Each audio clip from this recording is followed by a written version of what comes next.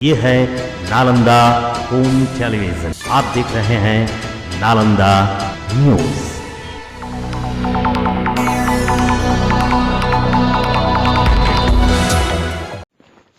भारत रत्न लता मंगेशकर को श्रद्धांजलि देते हुए नालंदा जिला के कलाकारों और प्रशंसकों ने निकाला कैंडल मार्च।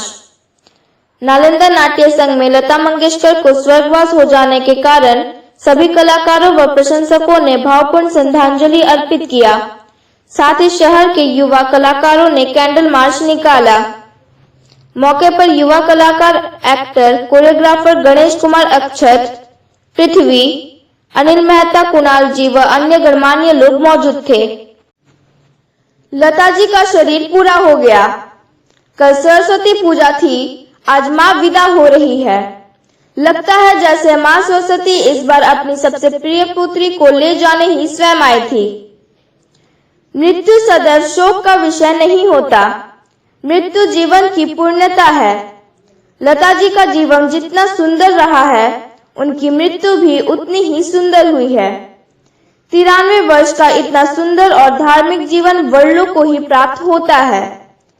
लगभग 5 पीढ़ियों ने उन्हें मंत्र मुग्ध होकर सुना है और हृदय से सम्मान दिया है। उनके पिता ने जब अपने अंतिम समय में घर की बागडोर उनके हाथों में थमाई थी, तब उस 13 वर्ष की नन्ही जान के कंधे पर छोटे छोटे 4 बहन भाइयों के पालन की जिम्मेदारी थी। लता जी ने अपना समस्त जीवन उन चारों को ही समर्पित कर दिया और आज जब वे गई है तो उनका परिवार भारत के सबसे सम्मानित प्रतिष्ठित परिवारों में से एक है। किसी भी व्यक्ति का जीवन इससे अधिक सफल क्या होगा। भारत पिछले 80 वर्षों से लता जी के गीतों के साथ जी रहा है।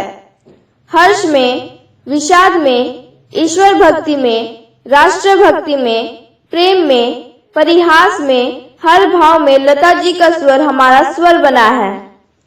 लता जी गाना गाते समय चप्पल नहीं पहनती थी। गाना उनके लिए ईश्वर की पूजा करने जैसे ही थी।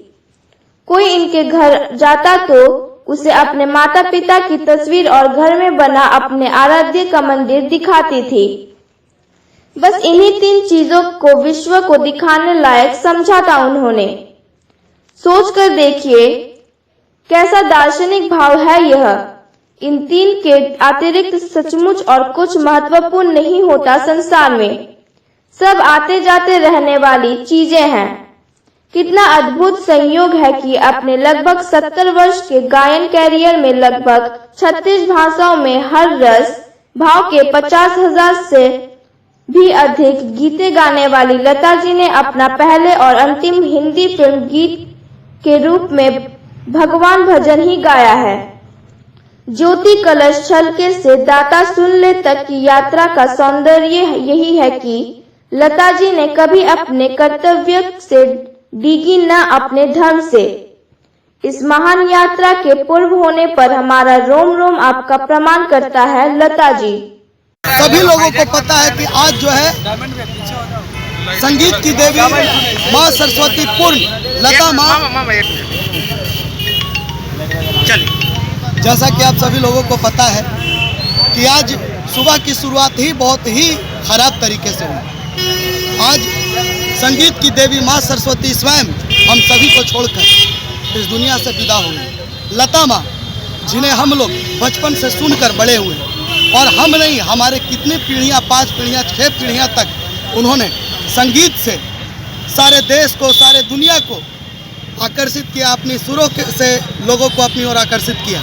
आज स्वयं सरस्वती पूजा के दिन, मतलब ये संयोग है कि सरस्वती पूजा के दिन और सरस्वती माँ के विसर्जन के साथ माँ सरस्वती स्वरूप लता माँ संगीत की दुनिया को छोड़कर, हम सभी को छोड़कर, हम लोगों को अकेला छोड़कर चली गई। ऐसा लग रहा है, चले गए, ऐसा लग रहा है कि आज संगीत की दुनिया थम गई। विगत कई वर्षों से संगीत जो बची खुची थी, माँ जिंदा थी तो हम लोगों को लगता था कि संगीत जिंदा है, लेकिन उनके जाने के बाद ऐसा लगता है कि संगीत थम सा गया है, रुक सा गया है। इस भावपूर्ण और अश्रुपूरित समय में हम सभी बिहार के जितने भी तमाम कलाकार हैं, तमाम दर्शक हैं, तमाम ऑडियंस है, तमाम यहाँ के स्मार्ट सिटी के जितने भी जनता है, हमारे युवा वर्ग के जितने भी लोग हैं, हम सभी लोग शोकाकुल हैं। मैं चाहता हूँ कि आप लोग भी माँ सरस्वती स्वरूप लता माँ को श्रद्धांजलि अर्पित करें। हम लोग यहाँ पे